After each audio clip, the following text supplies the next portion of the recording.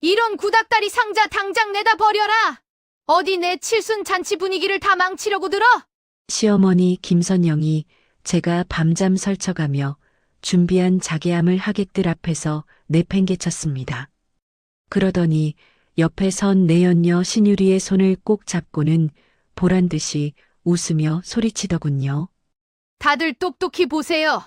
대형 병원 원장인 우리 유리 양이 진짜 내 며느리감이지. 남편 강태호 역시 제 가슴에 이혼 서류를 툭 던지며 차가운 눈빛으로 쏘아붙였습니다. 배경도 없는 조강지처는 이제 우리 집안 수준에 안 맞아. 제발 눈치껏 좀 꺼져주지 그래. 하객들의 비웃음 소리 속에서 저는 구겨진 이혼 서류를 꽉 움켜쥐었습니다. 하지만 이들은 꿈에도 몰랐을 겁니다. 자신들이 오늘 내다버린 게 단순한 며느리가 아니라는 사실을요. 당신들이 그토록 목숨처럼 아끼는 그 회사. 내일 아침이면 먼지 하나 남지 않게 공중분해 시켜줄게. 시어머니의 화려했던 칠순 잔치가 어떻게 피눈물 나는 장례식으로 변하게 될지 그 처절한 복수극이 지금 시작됩니다.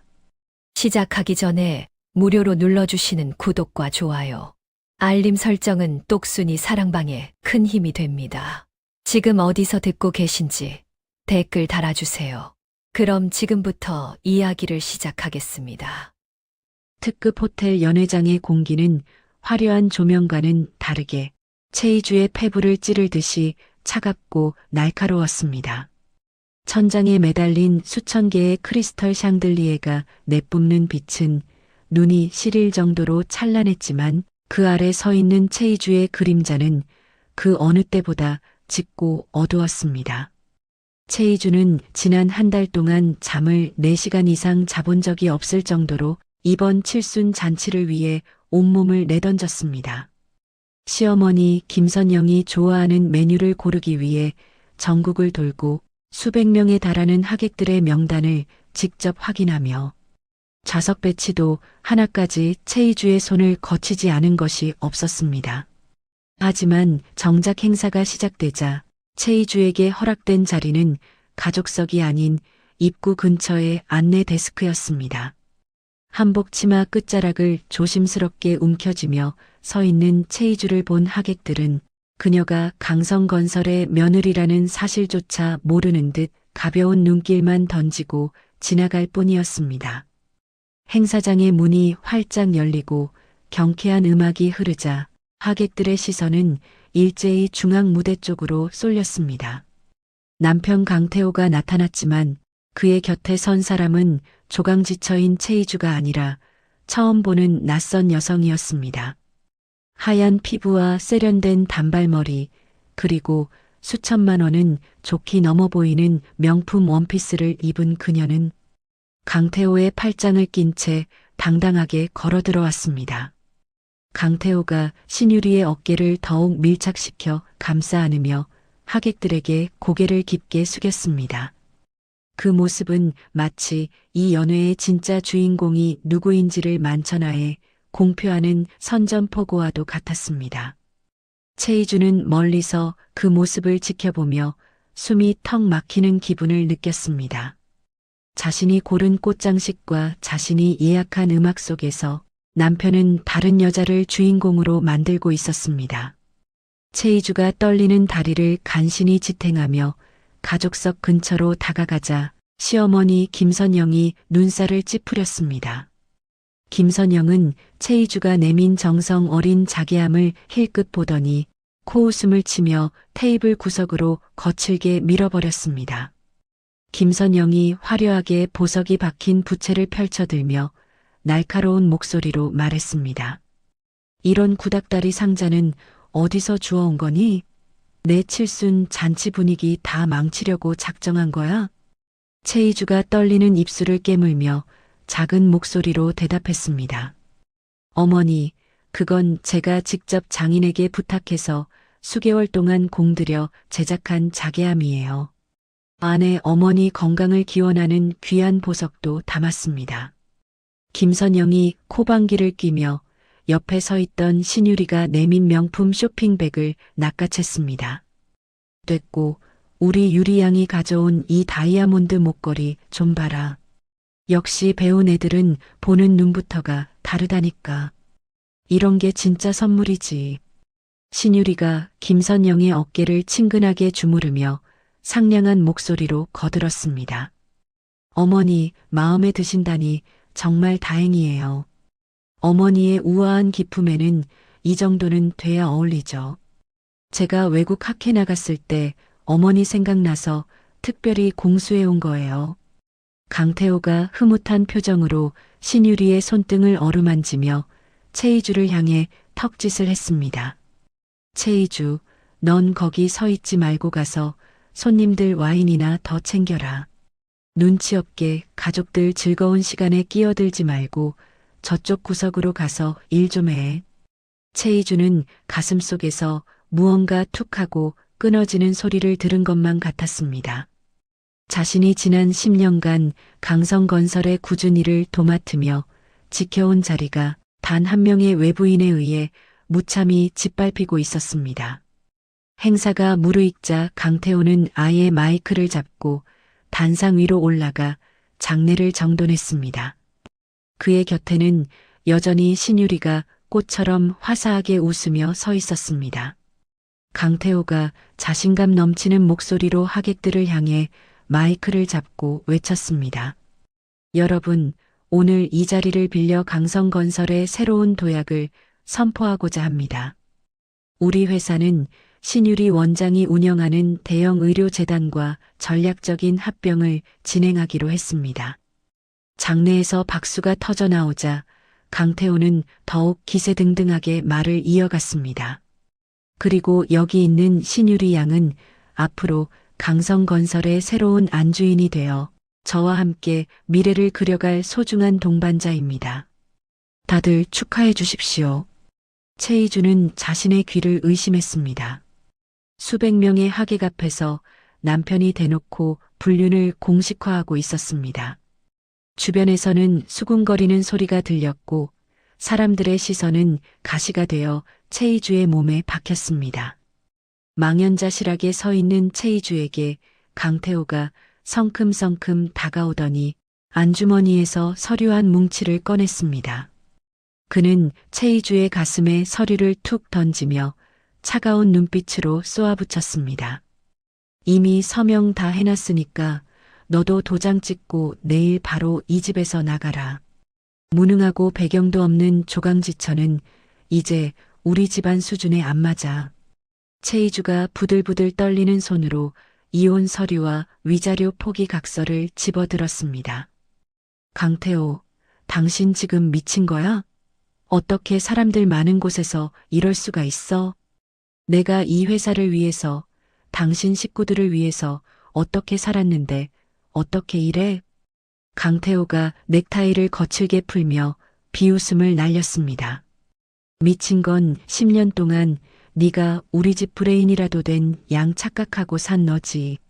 넌 그냥 일 잘하는 머슴 그 이상도 이하도 아니었어. 이젠 유능한 파트너가 필요해. 신유리가 조용히 다가와 채이주의 귓가에 입술을 바짝 대고 비릿한 향수 냄새를 풍기며 속삭였습니다. 채이주 씨, 나 지금 태호 씨 아이 가졌어요. 이미 내 뱃속에 강성건설 후계자가 자라고 있다고요. 어머니가 이미 지분도 나한테 넘겨주시기로 약속하셨어요. 신유리가 가방에서 초음파 사진을 꺼내 채이주의 손바닥에 억지로 쥐어주며 말했습니다. 그러니까 꼴사납게 버티지 말고 몸값 조금이라도 쳐줄 때 조용히 꺼져주는 게 서로 좋지 않겠어요? 자식도 못 낳는 여자가 어디서 안주인 행세를 하려고 들어. 채이주는 사진 속의 작은 점을 보며 구역질이 올라오는 것을 느꼈습니다. 시어머니 김선영 역시 이 상황이 즐거운 듯 와인 잔을 높이 들며 신유리와 건배를 나누고 있었습니다. 김선영이 비틀거리는 채이주의 앞을 가로막으며 독서를 쏟아냈습니다. 내 친정 부모가 남긴 그 땅, 지금 우리 강성건설 신규 사업 담보로 묶여 있는 거 알지? 그거 우리가 마음만 먹으면 한순간에 공중분해시킬 수 있어. 김선영이 최이주의 한복 소매를 잡아당기며 험악한 표정으로 덧붙였습니다. 순순히 이혼 서류에 도장 안 찍으면 그 땅 공매로 넘겨서 너희 부모님 무덤까지 싹 다 밀어버릴 줄 알아라. 어디 근본도 없는 게 우리 집안 재산을 탐내려고 들어. 최이주는 온몸의 피가 차갑게 식는 기분이었습니다. 시댁 식구들은 최이주의 헌신뿐만 아니라 그녀가 목숨보다 소중히 여기는 부모님의 마지막 유산까지 탐내고 있었습니다. 그들은 처음부터 최이주를 가족으로 생각한 적이 없었습니다. 그저 회사를 키우기 위한 도구로 쓰고 더 큰 이익을 가져다 줄 먹잇감이 나타나자 가차없이 버리려는 것이었죠. 연회장 안은 환호성과 웃음소리로 가득했지만 최이주에게는 그 소리가 악마들의 비명처럼 들렸습니다. 최이주는 손에 쥔 이혼 서류와 초음파 사진을 구겼습니다. 슬픔은 이미 분노의 불길에 타버려 재조차 남지 않았고 오직 서늘한 복수심만이 심장을 채우기 시작했습니다. 최이주는 뒤돌아보지 않고 연회장을 빠져나와 호텔 로비로 향했습니다. 로비 밖에는 기다렸다는 듯 장대비가 쏟아지고 있었습니다. 최이주는 빗속에 서서 차가운 공기를 깊게 들이마시며 결심했습니다. 자신이 10년 동안 쌓아 올린 강성건설의 성벽을 제 손으로 가장 처참하게 무너뜨리겠노라고 말입니다. 빗물에 젖은 최이주의 눈동자가 어둠 속에서 번뜩였습니다. 그녀는 가방 깊숙한 곳에 숨겨두었던 검은색 하드디스크의 감촉을 확인했습니다. 그 안에는 강태호와 김선영이 지난 수년간 저질러온 탈세와 비자금 조성, 그리고 온갖 불법적인 로비 내역이 상세히 기록되어 있었습니다. 이 자료들이 세상 밖으로 나가는 순간 강성건설이라는 거대한 모래성은 흔적도 없이 사라질 것입니다. 최이주는 차에 올라타 떨리는 손으로 노트북을 켰습니다. 빗줄기가 차창을 세차게 때렸지만 희주의 손가락은 단 한순간의 망설임도 없었습니다. 당신들이 그토록 자랑스러워하는 그 회사, 내일 아침이면 먼지 하나 남지 않게 해줄게.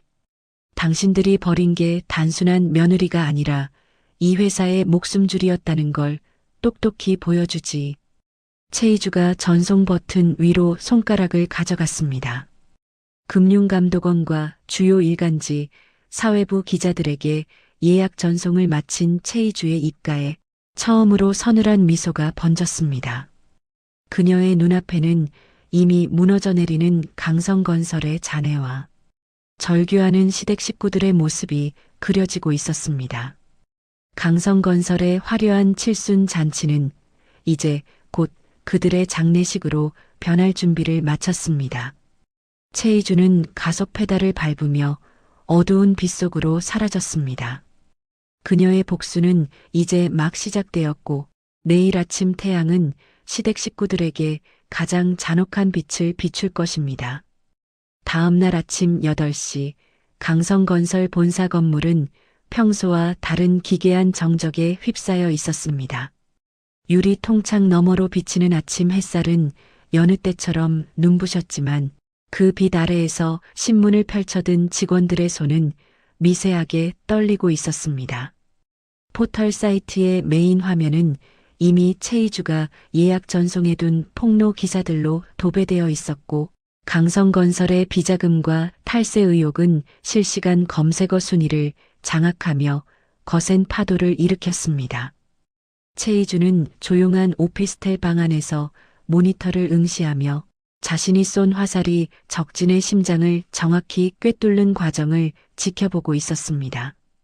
어젯밤 호텔에서 보았던 화려한 드레스 대신 편안한 옷차림이었지만 최이주의 눈빛만큼은 그 어떤 보석보다 서늘하고 날카롭게 빛나고 있었습니다. 최이주는 서류 가방에서 지난밤 미리 준비해둔 법정 문건들을 꺼내 들었습니다. 그것은 강성건설이 최이주의 친정 부모님 땅을 담보로 잡을 때 최이주가 법무팀장의 권한을 교묘히 이용해 삽입해둔 특별 조항이 담긴 계약서였습니다. 최이주가 서류를 스캔하며 곁에 있던 담당 변호사에게 침착하게 말했습니다. 대표이사의 도덕적 해이로 기업 가치가 훼손될 경우 담보 제공자는 즉시 계약을 해지할 수 있다는 조항입니다. 지금 바로 효력 발생 통보하세요. 변호사가 서류를 받아들며 안경을 고쳐 쓰고 고개를 끄덕였습니다. 최이주 씨가 미리 손을 써두신 덕분에 이 땅은 강성건설의 파산과 상관없이 안전하게 회수될 겁니다. 상대 측에서 소송을 걸어와도 이미 법적으로 완벽하게 방어막을 쳐두셨네요. 최이주는 창밖의 한강을 바라보며 무거운 한숨을 내뱉었지만 그 입가에는 승자의 미소가 희미하게 번지고 있었습니다. 그 시각 강태호는 침실에서 쏟아지는 전화벨 소리에 정신없이 잠에서 깨어났습니다. 휴대폰 화면에 뜬 주가 급락과 압수수색 예정이라는 메시지를 본 강태호의 안색이 흑빛으로 변했습니다. 강태호는 떨리는 손으로 최이주에게 전화를 걸었지만 돌아오는 것은 차가운 기계음과 연락이 닿지 않는다는 안내 멘트뿐이었습니다. 강태호가 침대 옆 협탁에 놓인 비싼 화장품 병을 벽으로 집어 던지며 소리를 질렀습니다. 이 독한 년이 감히 내 뒤통수를 쳐? 최이주, 너 잡히기만 해봐. 그냥 안 둬. 옆에서 자고 있던 신유리가 요란한 소리에 부스스한 모습으로 일어나며 인상을 찌푸렸습니다. 신유리가 헝클어진 머리를 쓸어넘기며 짜증 섞인 목소리로 물었습니다. 아침부터 왜 이렇게 소란이야? 태호 씨, 무슨 일 있어? 사람 잠도 못 자게. 강태호가 머리를 쥐어뜯으며 휴대폰을 신유리의 코앞으로 들이밀었습니다. 지금 우리 회사 주식 다 박살났어. 네가 말한 그 병원 자금줄도 위험해질지 모른다고. 신유리는 강태호의 말에 잠이 확 깨는 듯 눈을 크게 뜨고 단숨에 휴대폰을 뺏어들었습니다. 신유리가 침대 시트를 움켜쥐며 날카롭고 히스테릭한 목소리로 따져 물었습니다. 무슨 소리야? 우리 병원 확장 자금 지원해주기로 했잖아. 강성건설이 망하면 내 병원은 어떻게 되는 건데? 태호 씨가 책임진다고 했잖아. 강태호는 신유리의 다급한 추궁에 대답도 하지 못한 채 거실로 뛰쳐나갔습니다. 거실에서는 어머니 김선영이 이미 TV 앞에서 넋이 나간 표정으로 뉴스를 보고 있었습니다. 김선영은 손에 든 찻잔이 바들바들 떨리는 줄도 모른 채 화면 속 강성건설 로고를 쳐다봤습니다. 김선영이 찻잔을 바닥에 떨어뜨려 깨뜨리며 덜덜 떨리는 목소리로 중얼거렸습니다. 이게 다 무슨 일이라니. 그 순하던 희주가 어떻게 이런 짓을. 우리 회사가 왜 압수수색을 당해? 최이주는 강성건설의 핵심 협력업체 대표들에게 전화를 돌리기 시작했습니다. 최이주는 지난 10년 동안 그들과 쌓아온 신뢰를 바탕으로 강태호가 저질러온 공금 횡령과 신유리 병원의 부실 실태를 낱낱이 공개했습니다. 최이주가 수화기를 고쳐 잡으며 낮은 목소리로 단호하게 말했습니다. 김 사장님, 강 상무가 신 원장 병원 빚 갚아주려고 사장님들 드릴 대금을 몰래 빼돌렸습니다. 더 늦기 전에 채권 확보하시고 강성건설과의 모든 거래를 정지하세요. 전화를 받은 협력업체 사장이 목소리를 높이며 책상을 내리치는 소리가 들렸습니다. 아니, 최 팀장님, 그게 정말입니까? 강 상무 그 자식이 우리 고열을 짜내서 상간녀 빚을 갚았다고요? 내가 그 인간을 믿고 어제 칠순 잔치까지 가서 축하해줬는데 이게 웬 날벼락입니까? 최이주가 차갑게 식은 커피를 한 모금 마시며 무표정하게 대답했습니다. 증거 자료는 이미 사장님 개인 메일로 보냈습니다. 현명한 판단하시길 믿습니다. 강태호는 급한 대로 신유리의 병원 인맥을 동원해 자금을 융통하려 했습니다. 하지만 신유리의 병원은 이미 수차례의 의료사고와 방만한 경영으로 인해 겉만 번지르르 할 뿐 속은 썩어 문드러진 압류 직전의 상태였습니다. 강태호가 병원 회계 장부를 검토하다가 서류 뭉치를 바닥에 내동댕이 치며 비명을 질렀습니다. 신유리, 너 나 속였어? 내 병원 빚이 왜 이 모양이야? 이게 무슨 병원 원장이야. 그냥 사채업자들 먹잇감이지. 쫄딱 망해가는 병원이었잖아. 신유리가 팔짱을 낀 채 차가운 표정으로 강태호를 쳐다보며 비웃음을 섞어 쏘아붙였습니다. 그러는 태호 씨는 강성건설 상무라더니 와이프 하나 통제 못해서 회사 이 꼴 만들어? 나 원망할 시간에 가서 최이주 바짓가랑이라도 붙잡고 빌기나 해. 두 사람 사이에 달콤했던 분위기는 온데간데 없고 서로를 뜯어먹으려는 굶주린 짐승들의 으르렁거림만 방안을 가득 채웠습니다. 오후가 되자 강성건설 본사 로비는 분노한 주주들과 협력업체 직원들로 아수라장이 되었습니다. 김선영은 사태를 파악하기 위해 희주 명의로 가입된 고액 적금과 보험을 해지하려 은행을 찾았습니다. 김선영이 은행 창구 직원에게 신분증을 내밀며 고압적인 자세로 소리쳤습니다. 이거 우리 며느리 이름으로 된 건데 내가 시어머니니까 당장 해지해서 현금으로 줘. 급한 일이니까 토 달지 말고 빨리 처리하란 말이야. 창구 직원이 컴퓨터 화면을 한참 들여다보더니 난처한 표정으로 고개를 저었습니다. 고객님, 죄송하지만 이 계좌들은 어제 저녁에 이미 예금주 본인에 의해 지급 정지 신청이 되었습니다. 현재로서는 그 누구도 인출이나 해지가 불가능하며 경찰 조사 결과가 나올 때까지 묶여 있습니다. 김선영이 은행 창구를 손바닥으로 쾅쾅 내리치며 주변 사람들이 다 쳐다보게 악을 썼습니다. 뭐라고? 그럴 리가 없어. 그 계좌 내 돈이나 다름없는 거라고. 당장 지점장 불러와. 한편 최이주는 강성건설이 마지막 희망을 걸고 있던 블루시티 프로젝트의 설계도를 펼쳤습니다. 그 프로젝트의 핵심 기술은 최이주가 로펌 시절 인맥을 통해 직접 특허를 등록해둔 것이었습니다. 하지만 특허권의 주인은 강성건설이 아니라 최이주가 설립한 개인 법인이었습니다. 최이주가 특허청 공문을 확인하며 조용히 혼잣말을 내뱉었습니다. 당신들이 내 능력을 우습게 본 대가는 아주 비쌀 거야. 설계도도 기술도 없는 빈 껍데기 회사가 얼마나 버틸 수 있을지 두고 보자고. 최이주는 강성건설 측에 기술 사용 중지 가처분 신청서를 발송하며 상대의 숨통을 끊어놓을 마지막 매듭을 단단히 묶고 자리에서 일어났습니다. 검찰의 압수수색팀이 강성건설 본사에 들이닥치자 신유리는 가장 먼저 자신의 안위를 챙겼습니다.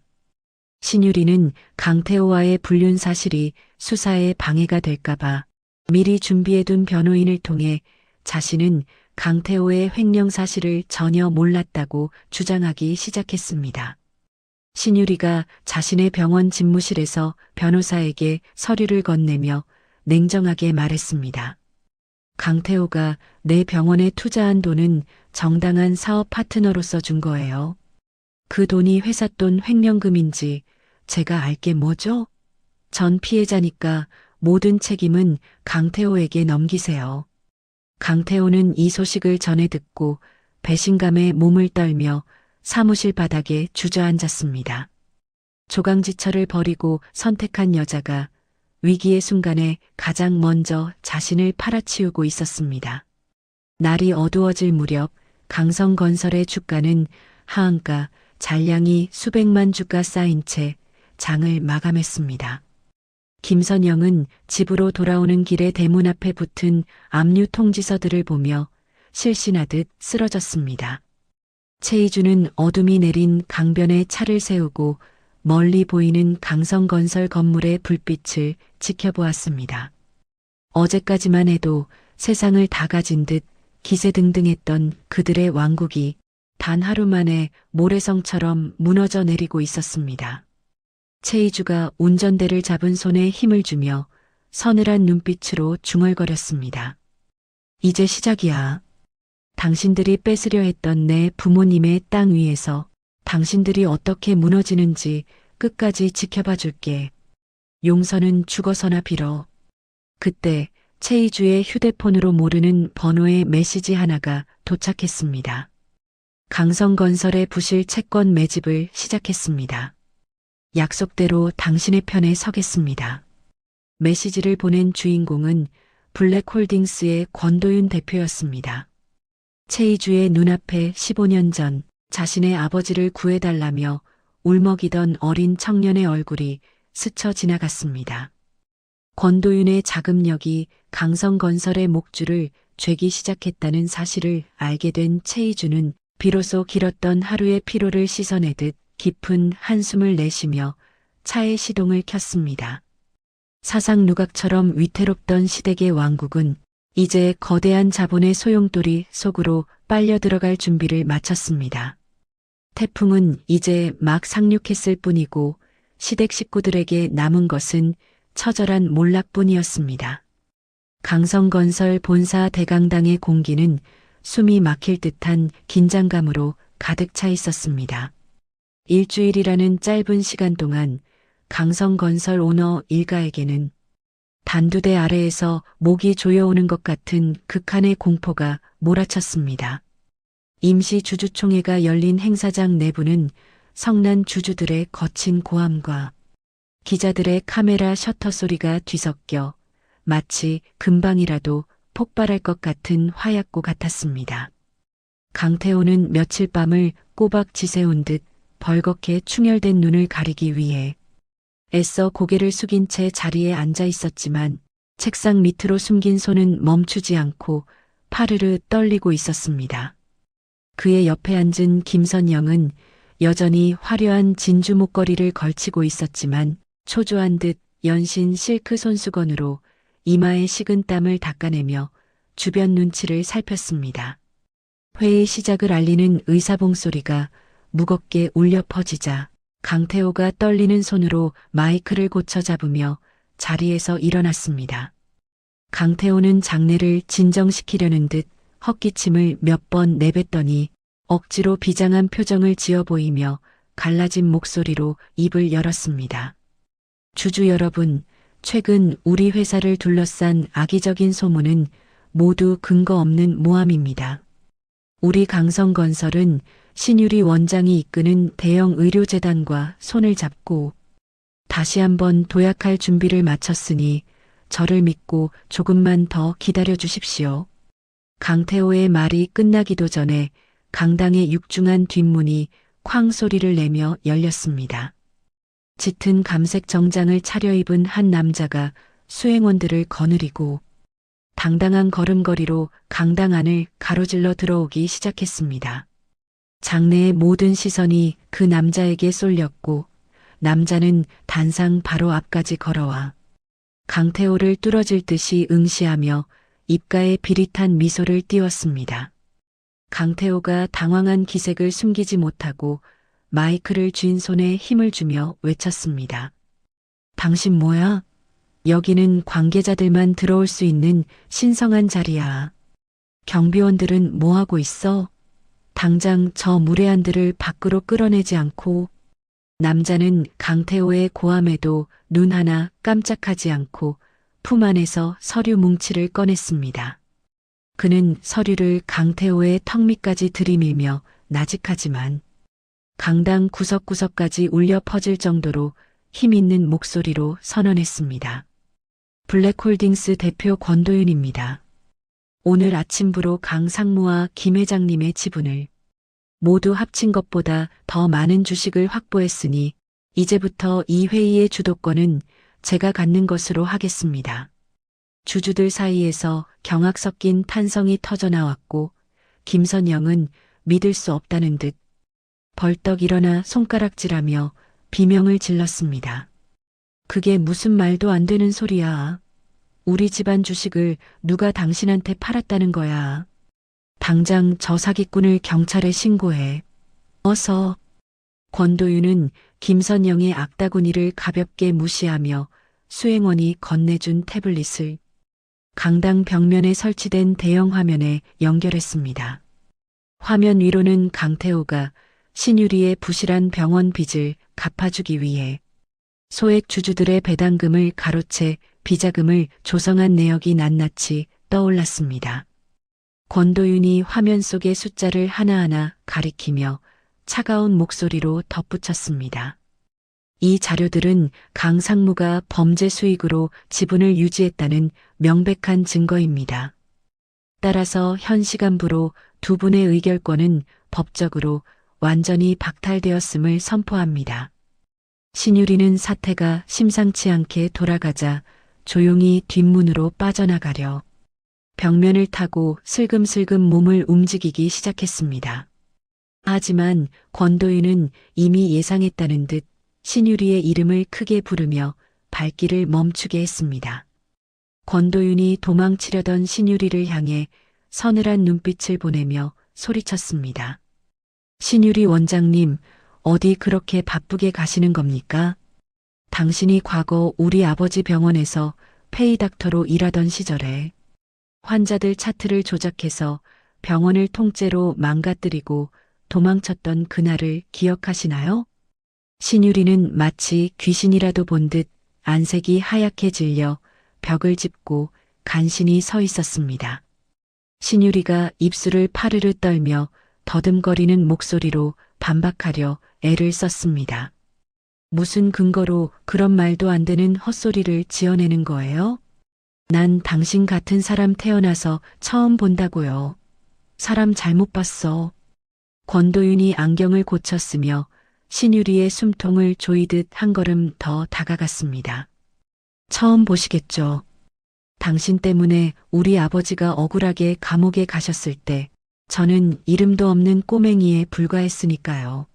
하지만 진실은 반드시 돌아오는 법입니다. 사실 권도윤이 강성건설을 무너뜨리기 위해 나타난 것은 단순한 우연이 아니었습니다.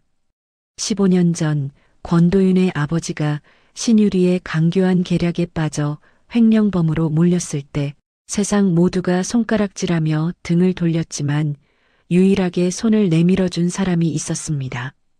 당시 시부 변호사였던 최희주는 아무런 대가도 바라지 않고 밤을 새워가며 권도윤 아버지의 무죄를 증명할 결정적 증거를 찾아주었습니다. 나레이션이 당시에 절박했던 상황을 설명하듯 조용히 의조렸습니다. 어린 권도윤에게 최희주는 법전 뒤에 숨은 권력자가 아니라 어두운 구렁텅이에서 자신을 끌어올려준 단 하나의 구원자였던 것이죠. 권도윤은 그때의 은혜를 갚기 위해 월스트리트에서 거물이 되어 돌아왔고 희주가 버려지는 순간만을 기다렸다가 그녀의 가장 날카로운 칼이 되어준 것이었습니다.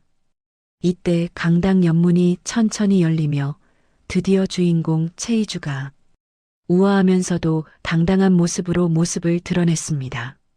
최희주는 권도윤의 곁에 서서 단상 위에 있는 강태호와 김선영을 마치 벌레를 보듯 얼음장처럼 차가운 시선으로 올려다보았습니다. 최희주가 리모컨을 눌러 화면을 전환하자 신유리가 강태호를 속이기 위해 은밀하게 주고받았던 메시지들이 대형 화면 가득 쏟아졌습니다. 최희주가 마이크를 잡고 강당이 쩌렁쩌렁 울릴 정도로 또렷하게 말했습니다. 신유리 씨가 가졌다는 아이 사실은 임신 초기 증상도 없는 가짜였다는 거 다들 모르셨죠? 여기 산부인과 검진 기록과 두 사람이 공모한 파렴치한 대화 내용이 다 있습니다. 화면에는 신유리가 강태호에게 이 바보 같은 늙은 여우 지분만 뺏으면 우리 세상이야라고 보낸 문자가 선명하게 박혀 있었습니다. 김선영은 자신이 그토록 믿고 아끼던 의사 며느리가 자신을 늙은 여우라고 비하했다는 사실에 충격을 받아 가슴을 움켜쥐었습니다. 김선영이 신유리의 얼굴을 향해 손을 뻗으며 쉰 목소리로 악을 썼습니다. 너 인연. 감히 날 속여? 내 아들 아이를 가졌다고 나를 엄마처럼 따르더니 내가 너한테 준 그 비싼 보석들 당장 내놔. 이 사기꾼아. 강태호 역시 신유리가 자신을 이용해 병원 빚을 탕감하려 했다는 적나라한 대화 내용을 보고는 정신이 나간 사람처럼 허탈하게 웃기 시작했습니다. 강태호가 신유리의 머리채를 거칠게 잡아채며 바닥으로 내팽개치고 소리를 질렀습니다. 신유리, 이 사탄 같은 년아, 네가 감히 나를 가지고 놀아? 내 돈, 우리 회사 돈 다 어디다 빼돌렸어? 당장 말해. 신유리는 바닥에 나동그라진 채로 소리를 지르며 강태호의 얼굴을 손톱으로 핥히어 버렸습니다. 두 사람의 추악한 몸싸움이 전 국민이 지켜보는 가운데 실시간으로 중계되고 있었습니다. 주주들은 야유를 퍼부으며 강태호의 해임을 목청껏 요구했고 미리 대기하고 있던 경찰들이 강당 안으로 들이닥쳐 상황은 그야말로 아수라장이 되었습니다. 경찰들이 강태호와 신유리의 팔을 붙잡아 연행하려 하자 김선영은 최이주의 바짓가랑이를 붙잡고 바닥을 기며 눈물로 애원했습니다. 희주야, 내가 잘못했다. 제발 태호 아범만은 살려다오. 우리 회사가 어떻게 세운 회사인데 이렇게 무너지면 안 되잖니. 최이주는 김선영의 주름진 손을 단호하게 뿌리치며 단 한 방울의 동정심도 느껴지지 않는 눈빛으로 내려다보며 대답했습니다. 어머니, 아니 김선영 씨. 당신들이 제 친정 부모님 무덤까지 밀어버리겠다고 했던 말. 이제 당신들이 길바닥으로 나앉아서 그 비참함을 직접 겪어보세요. 그게 제가 받은 상처에 대한 최소한의 예의니까요. 경호원들에 의해 강제로 끌려나가는 김선영의 처절한 비명이 강당 복도 끝까지 가슴 시리게 울려 퍼졌습니다. 최이주는 단상 위로 성큼성큼 올라가 주인이 바뀐 의사봉을 집어들고 온 힘을 다해 단상을 3번 내리쳤습니다. 최이주가 흐트러짐 없는 자세로 주주들을 향해 정중히 고개를 숙이며 마지막 인사를 건넸습니다. 현 시간부로 강성건설 경영진 전원을 해임하고 회사의 자산 매각 및 청산 절차를 시작하겠습니다. 피해를 보신 주주분들께는 블랙홀딩스와 협력하여 최대한의 보상을 약속드립니다. 그 순간 보건복지부 조사관들이 들어와 신유리에게 의료법 위반에 따른 의사 면허 정지 통지서를 전달했습니다. 신유리는 경찰차에 타기 직전 통지서를 받아들고는 미친 사람처럼 껄껄 웃다가 이내 통곡하며 바닥에 주저앉아 흙바닥을 손톱이 빠지도록 긁어댔습니다. 최이주는 권도윤과 깊은 눈빛을 교환하며 지난 10년 동안 가슴을 짓눌렀던 묵은 체증이 한순간에 씻겨 내려가는 평온함을 느꼈습니다. 비로소 판도는 완벽하게 뒤집혔고 시댁 식구들의 화려했던 왕국은 차가운 아침 안개처럼 허망하게 사라지고 있었습니다. 폭풍우가 한바탕 휩쓸고 지나간 자리에는 언제 그랬냐는 듯 고요한 정적이 찾아왔지만 최이주의 삶은 이전과는 전혀 다른 속도로 요동치기 시작했습니다. 강성건설을 무너뜨린 주역이 최이주라는 사실이 업계에 파다하게 퍼지는 동안 최이주는 시댁이라는 감옥에서 완전히 벗어나 권도윤이 마련해준 블랙홀딩스의 개인 집무실에 머물렀습니다. 통유리창 너머로 내려다 보이는 서울의 전경은 평소보다 훨씬 넓고 자유로워 보였고 최이주는 책상 위에 놓인 전략 고문 임명장을 가만히 손끝으로 훑으며 낯선 해방감을 만끽했습니다. 지난 10년 동안은 상상조차 할 수 없었던 평온함이 찾아왔지만 그녀의 머릿속은 다음 복수를 위한 치밀한 계산으로 여전히 바쁘게 움직이고 있었습니다. 그때 권도윤이 따뜻한 김이 모락모락 피어오르는 찻잔 2개를 들고 집무실 문을 조심스럽게 열며 들어왔습니다. 권도윤이 찻잔 하나를 최이주의 앞에 내려놓으며 부드러운 목소리로 말을 건넸습니다. 최이주 씨, 이제 이곳이 당신의 새로운 시작점이자 든든한 요새가 될 겁니다. 강성건설을 무너뜨리는 것을 넘어 당신의 진짜 실력을 세상에 증명할 차례가 온 것이죠. 최이주가 찻잔에서 올라오는 은은한 향기를 맡으며 권도윤을 바라보고 엷은 미소를 지으며 대답했습니다. 권 대표님 덕분에 다시 숨을 쉴 수 있게 되었어요. 10년 동안 잊고 살았던 제 이름을 다시 찾은 기분이라 아직도 모든 게 꿈처럼 느껴지곤 하네요. 권도윤이 안경을 고쳤으며 창가로 걸어가 노을이 지는 도심을 응시하며 나직하게 말을 이어갔습니다. 기억하실지 모르겠지만 15년 전 당신은 제 인생의 유일한 구원자이자 희망이었습니다. 당신이 없었다면 지금 이 자리에 서 있는 권도윤이라는 사람도 없었을 겁니다. 나레이션은 시간을 거슬러 올라가 권도윤의 기억 속에 깊이 박힌 15년 전 그날로 안내했습니다. 당시 시부 변호사였던 최이주는 초췌한 행색으로 법원 복도 차가운 의자에 앉아 울고 있던 어린 권도윤을 우연히 발견하고 먼저 다가가 손을 내밀었습니다. 권도윤의 아버지는 믿었던 동업자의 강교한 계략에 휘말려 거액의 횡령범으로 몰려 구속된 상태였고 돈도 백도 없는 가난한 고등학생에게 법은 너무나도 차갑고 높은 장벽이었습니다. 최이주는 퇴근 시간도 잊은 채 산더미처럼 쌓인 먼지 낀 서류 더미 속에서 며칠 밤을 지새우며 상대방이 교묘하게 조작해둔 회계장부의 허점을 찾아내어 결국 아버지의 무죄를 받아냈습니다. 어린 권도윤에게 최이주는 단순히 법을 다루는 전문가가 아니라 어둠 속에서 자신을 끌어올려준 단 하나의 구원자이자 진짜 어른이었던 것입니다. 권도윤이 과거의 기억을 회상하며 최이주를 향해 다시 몸을 돌려 진심 어린 목소리로 말했습니다. 그때 당신이 제 아버지의 억울함을 풀어주지 않았다면 우리 가족은 아마 공중분해되었을 겁니다. 그러니 제 도움을 미안해하지 마시고 이 기회와 자본을 마음껏 이용해 주셨으면 합니다. 최이주는 권도윤의 진심이 담긴 눈빛을 마주하며 가슴 한구석이 뭉클해지는 것을 느꼈습니다. 최이주가 서류 가방에서 강성건설의 핵심 자산을 분석한 보고서를 꺼내 책상 위에 펼치며 단호하게 말했습니다. 고마워요.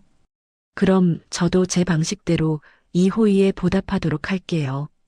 강성건설의 껍데기는 버리고 알맹이만 골라내어 제가 꿈꾸던 진짜 회사를 세울 계획입니다. 두 사람은 밤이 깊어가는 줄도 모르고 강성건설의 기술력과 우수한 인재들을 흡수하기 위한 이른바 트로이 목마 작전을 구체화하며 전략회의에 온 힘을 쏟아부었습니다. 한편 그 시각 화려한 상무실을 잃고 사채업자들에게 쫓기던 강태호는 곰팡이 냄새가 진동하는 허름한 고시원 방에서 컵라면 하나로 끼니를 때우며 신유리에게 전화를 걸었습니다. 강태호가 퉁퉁 부은 눈으로 연신 창밖의 기척을 살피며 다급한 목소리로 수화기에 대고 속삭였습니다. 유리야, 나 지금 정말 미칠 것 같아. 사채업자들이 벌써 고시원 앞까지 들이닥친 것 같단 말이야. 내 병원에 잠시만 숨겨주면 안 돼? 우리 사이가 어떤 사이인데 이렇게 나 몰라라 해. 수화기 너머로 들려오는 신유리의 목소리는 평소의 우아함은 온데간데 없이 얼음장처럼 차가웠습니다. 신유리가 가방에 짐을 챙기는 듯한 다급한 부스럭 소리를 내며 날카롭게 대답했습니다. 강태호 씨, 지금 상황 파악이 안 돼? 내 병원은 벌써 압류 딱지가 붙어서 나도 쫓겨나게 생겼어. 당신 같은 무능한 남자 만나서 내 커리어까지 종치게 생겼는데 어디서 염치 없이 전화를 해? 신유리는 강태호의 전화를 신경질적으로 끊어버리고 어두운 오피스텔 방 안에서 위조 여권을 만들어준다는 브로커와 은밀히 접촉했습니다. 신유리가 탁자 위에 마지막 남은 비상금 뭉치를 밀어넣으며 불안한 눈빛으로 브로커를 다그쳤습니다. 이 돈이면 확실한 거 맞죠? 내일 당장 비행기 탈 수 있게 서류 완벽하게 준비해놔요.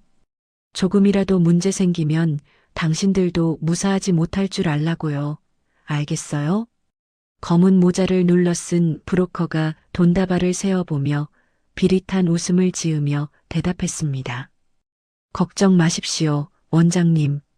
저희가 이 바닥에서 하루 이틀 일한 사람들도 아니고 내일 아침이면 당신은 이 나라에 없는 사람이 되어 있을 테니까요. 하지만 신유리는 전혀 모르고 있었습니다. 그 브로커들은 이미 최이주의 지시를 받은 조력자들이었고 그녀가 건넨 마지막 희망은 사실 그녀를 스스로 파멸의 구렁텅이로 이끌 거대한 함정이었습니다. 다음 날 아침 최이주는 강성건설이 마지막까지 생명줄처럼 매달리고 있던 신도시 프로젝트의 입찰권을 따내기 위해 HJ 솔루션이라는 법인을 정식으로 등록했습니다. 최이주가 구청 법무사 사무실을 나오며 새롭게 발급된 사업자 등록증의 빳빳한 촉감을 손끝으로 느끼며 햇빛에 비추어 보고 조용히 혼잣말을 내뱉었습니다. 최이주, 이제부터가 진짜 승부야. 넌 더 이상 누군가의 소모품도 이름 없는 그림자도 아니야. 그때 멀리서 초라하기 그지없는 행색의 김선영이 최이주를 발견하고 숨을 헐떡이며 달려왔습니다. 김선영은 예전에 기세등등하던 위엄은 흔적도 없이 사라진 채 헝클어진 머리에 낡은 외투를 걸치고 최이주의 앞을 가로막으며 바닥에 넙죽 엎드렸습니다. 김선영이 최이주의 구두 끝을 붙잡으며 눈물 범벅이 된 목소리로 비굴하게 애원했습니다. 희주야, 내 새끼 희주야. 내가 정말 죽을 죄를 지었다. 노망이 나서 그랬던 거니 제발 한 번만 받아오. 그 친정 땅 담보 잡은 거 그것만이라도 풀어주면 안 되겠니? 그거 없으면 우리 아들 길바닥에서 굶어 죽는다. 최이주가 김선영의 더러워진 손을 차갑게 뿌리치며 한 걸음 뒤로 물러나 단호한 어조로 말했습니다. 김선영 씨, 제 부모님 유산인 땅을 담보로 잡고 무덤까지 밀어버리겠다고 호언장담하실 땐 언제고 이제 와서 엄마 행세를 하시는 건가요? 전 더 이상 당신의 일꾼도 며느리도 아닙니다. 김선영이 시멘트 바닥을 손바닥으로 치며 통곡했지만 최이주는 눈길 한 번 주지 않고 미리 대기하고 있던 권도윤의 차에 올라타 매몰차게 그 자리를 떠났습니다. 차 안에서 권도윤이 최이주의 가늘게 떨리는 손을 살며시 덮어주며 다정한 목소리로 위로했습니다. 정말 잘하셨습니다. 그들은 당신의 눈물이나 자비를 볼 자격조차 없는 사람들입니다. 이제 HJ 솔루션의 당당한 대표로서 당신이 꿈꾸던 세상을 멋지게 만들어 가시면 됩니다. 최이주는 권도윤의 따뜻한 손길에 참아왔던 감정이 울컥 치밀어 올랐지만 이내 눈물을 닦아내고 강인한 눈빛으로 차창 밖 도로를 응시했습니다. 최이주는 HJ 솔루션이 추진할 첫 번째 프로젝트인 치유의 도시 설계도를 가슴에 꼭 품었습니다. 그것은 강성건설이 그토록 탐냈던 기술이었지만 이제는 최이주의 이름으로 세상을 밝힐 가장 찬란하고 아름다운 빛이 될 모든 준비를 마친 상태였습니다. 나레이션은 HJ 솔루션 사무실의 불빛이 밤늦도록 꺼지지 않는 활기찬 풍경을 비추며 절망의 끝에서 피어난 복수의 꽃이 얼마나 단단하고 향기로운지를 보여주었습니다. 최이주는 권도윤과 함께 수많은 서류 더미 속에서 새로운 미래를 설계하며 과거의 상처를 하나둘씩 깨끗이 씻어내고 있었습니다. 반면 가짜 여권을 들고 해외 도피를 꿈꾸며 공항으로 향하던 신유리와 지하고시원 방에서 사채업자의 발소리에 떨고 있던 강태호의 머리 위로는 이제 곧 몰아칠 거대한 법의 심판이라는 시커먼 먹구름이 아주 낮게 깔리고 있었습니다. 희망을 찾은 자와 끝없는 절망으로 추락하는 자의 운명은 그렇게 한 장의 사업자 등록증과 한 통의 긴급 체포 영장 사이에서 극명하게 엇갈리고 있었습니다. 한 달이라는 시간이 흐른 뒤 서울 강남 한복판에 우뚝 솟은 신축 빌딩의 외벽에는 HJ 솔루션이라는 세련된 로고가 아침 햇살을 받아 눈부시게 반짝이고 있었습니다. 과거 강성건설의 그늘 아래서 이름도 없이 숨죽여 일하던 전략기획실 직원들은 이제 최이주 대표의 진두지휘 아래 새로운 미래를 설계하며 활기찬 발걸음으로 출근길을 서둘렀습니다. 최이주는 신사옥 로비에 들어서며 자신을 향해 일제히 고개를 숙여 인사하는 직원들에게 여유로우면서도 기품 있는 미소를 지어 보이며 가볍게 목을 숙여 화답했습니다. 오늘은 강성건설이 실패했던 신신도시 스마트시티 프로젝트의 단독 사업자 선정을 축하하고 최이주가 올해의 여성기업인상을 수상하는 영광스러운 날이었습니다.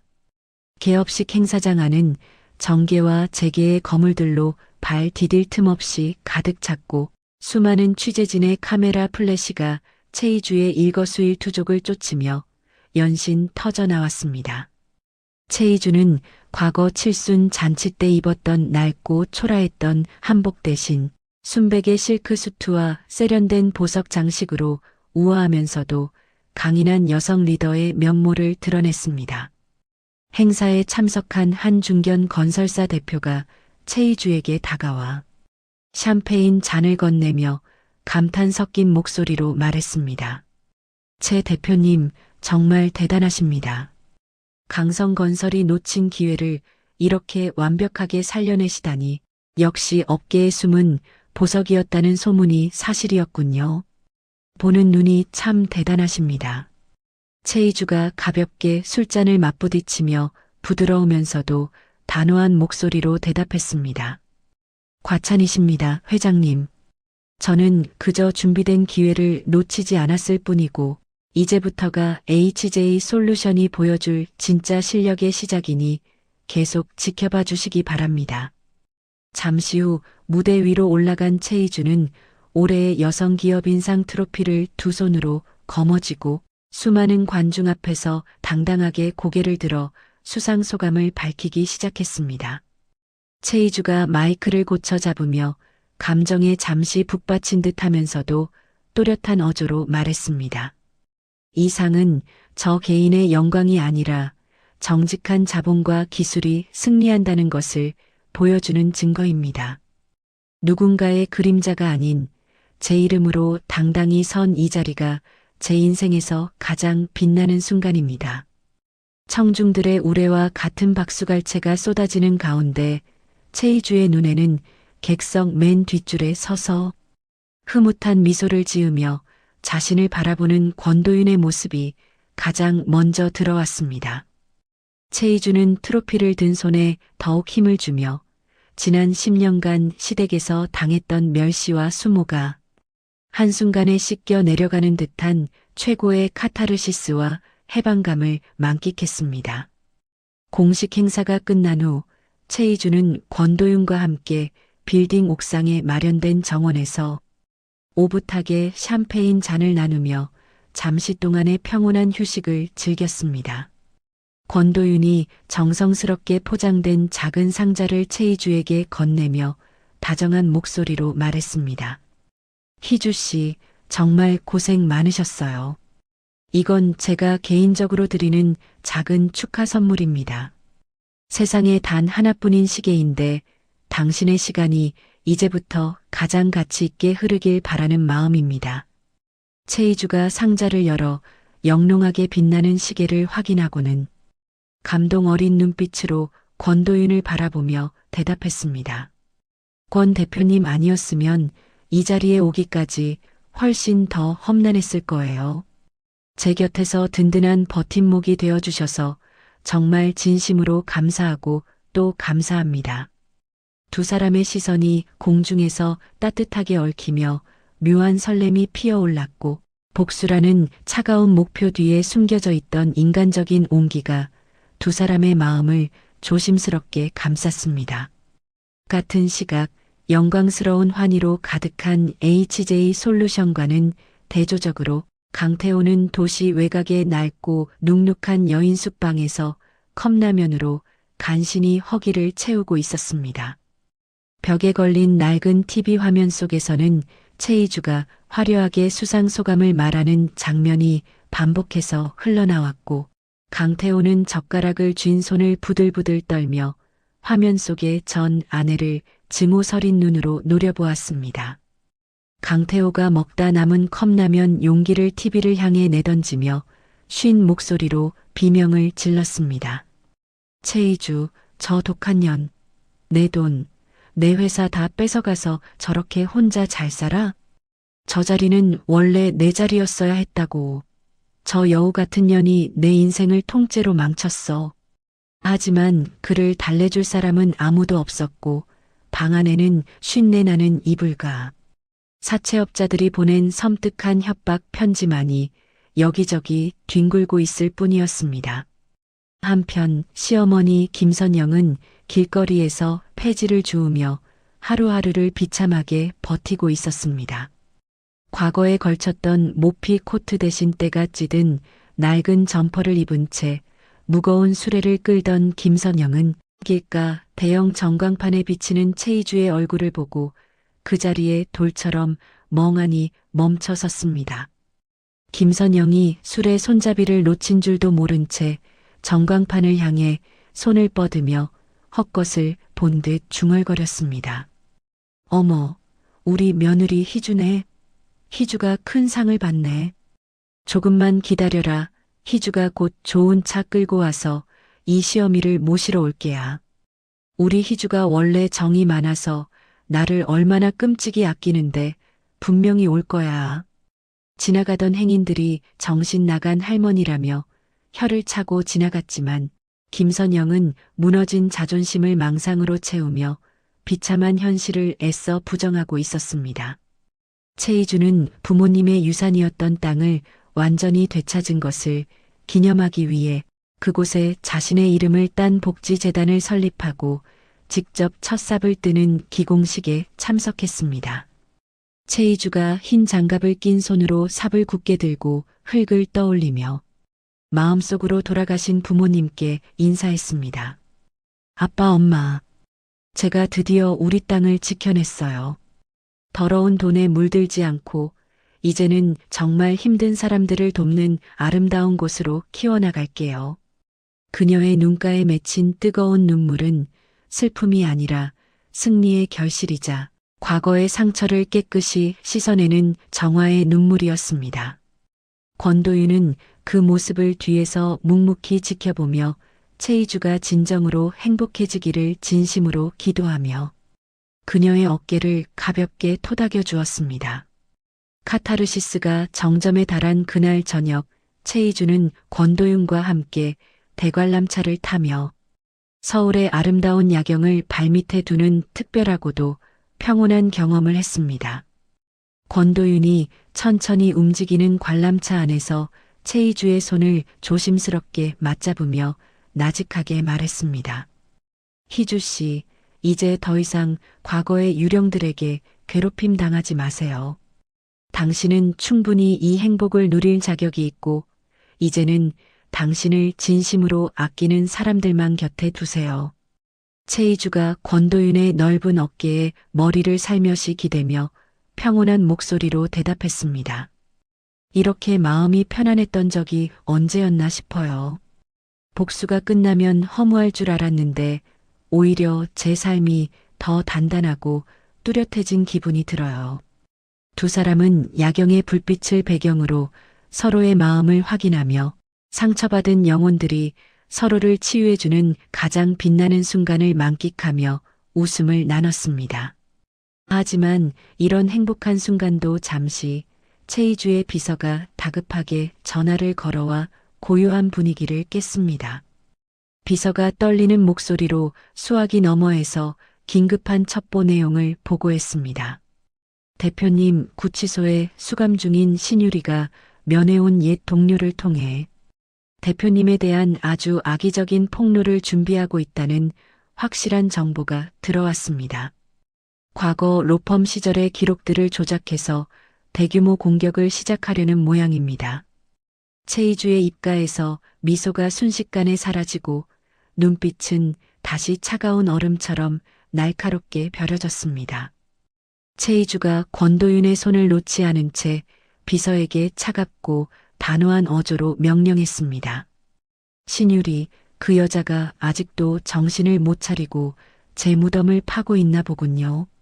어떤 자료를 준비하든 상관없으니 배후 세력들까지 한꺼번에 뿌리 뽑을 수 있게 완벽히 준비하세요. 평화로운 야경 아래 다시금 불길한 전조가 들이우기 시작했고 성공의 기쁨 뒤에 숨은 또 다른 위기가 소리 없이 다가오고 있었습니다. 신유리는 차가운 구치소 창살 너머에서 도끼 어린 눈으로 최이주의 성공 소식을 지켜보며 자신의 인생을 망친 최이주를 같이 끌어내릴 마지막 독침을 갈고 또 갈고 있었습니다. 가장 빛나는 순간에 찾아온 어둠의 그림자는 과연 최이주가 피와 땀으로 쌓아 올린 공든 탑을 다시 흔들어 놓을 수 있을까요? 최이주는 결의에 찬 표정으로 관람차 밖의 어두운 도심을 내다보며 자신에게 도전하는 악의 무리들에게 처절한 파멸을 선사할 새로운 전쟁을 준비하기 시작했습니다. 화려한 귀환의 기쁨은 잠시 접어두고 이제는 자신의 성체를 지키기 위한 더 치열하고 잔혹한 투쟁이 그녀를 기다리고 있었습니다. 가장 찬란한 성공의 정점에서 축배를 들어 올린 지 불과 사흘 만에 최이주의 세상은 다시금 시커먼 먹구름 아래로 급격히 가라앉기 시작했습니다. 평화롭던 오전의 정막을 깨고 비서가 사색이 된 얼굴로 집무실로 뛰어들어왔을 때 최이주는 이미 온라인 커뮤니티를 장악한 추악한 폭로 글들을 확인하고 있었습니다. 과거 최이주가 로펌에서 근무하던 시절 거액의 수임료를 챙기기 위해 의뢰인의 증거물을 조작하고 상대 측을 협박했다는 허무맹랑한 내용들이었습니다. 최이주는 떨리는 손가락으로 마우스를 내려 게시글 아래 달린 수천 개의 비난 댓글을 훑으며 가슴 밑바닥에서부터 올라오는 뜨거운 분노를 간신히 억누르고 있었습니다. 사람들은 어제까지의 찬사를 잊은 듯 최이주를 향해 입에 담지 못할 욕설을 퍼부으며 그녀가 일궈온 모든 성공을 가짜라고 비하하며 몰아세웠습니다. 이 정교하고도 조작된 소동의 배후에는 구치소 안에서도 독을 품고 있던 신유리가 있었습니다. 신유리는 면회온 옛 동료 의사에게 자신의 비밀 계좌에 숨겨두었던 마지막 자금을 넘기며 최이주의 평판을 완전히 뭉개버릴 가짜 서류들을 유포하라고 은밀히 지시했던 것이죠. 최이주가 집무실 책상을 주먹으로 쾅 내리치며 서늘한 목소리로 비서에게 말했습니다. 신유리, 이 여자가 기어이 제 손으로 무덤을 파는군요. 당장 로펌 시절 동료들에게 연락해서 원본 기록들 확보하고 반박보도 자료 준비하세요. 비서가 노트북을 가슴에 꼭 안으며 목소리를 벌벌 떨며 대답했습니다. 대표님, 상황이 생각보다 훨씬 심각합니다. 지금 강태호 상무가 기자들을 불러 모아 정문 앞에서 기자회견을 열겠다고 난리입니다. 최이주는 그 말을 듣자마자 창가로 달려가 아래를 내려다보았습니다. 최이주가 창밖을 내다보자 신사옥 정문 앞에는 이미 수많은 기자가 몰려들어 진을 치고 있었습니다. 그 무리 한가운데에 선 강태호는 며칠 동안 씻지도 못한 듯 초췌하고 더러운 행색이었지만 눈빛만큼은 광기 어린 집착으로 번들거리며 종이 뭉치를 높이 치켜들고 있었습니다. 강태호가 확성기를 입에 대고 목에 핏대를 세우며 기자들을 향해 침을 튀기며 소리를 질렀습니다. 여러분, 저기 저 높은 빌딩에 앉아 있는 최희주의 실체를 보십시오. 저 여자의 부모가 과거에 강성건설 창업주에게 뒷돈을 대주고 사업권을 따냈던 비리 당사자들입니다. 강태호가 들고 있는 서류는 최희주의 돌아가신 부모님을 파렴치한 범죄자로 둔갑시킨 조작된 비리 문건이었고, 기자들은 자극적인 기사거리를 놓치지 않으려는 듯 연신 셔터를 눌러대며 질문을 쏟아냈습니다. 죽은 사람은 말이 없다는 점을 악용해 강태호는 부모님의 명예를 짓밟으며 자신의 몰락을 희주 탓으로 돌리려는 비겁한 연극을 펼치고 있었습니다.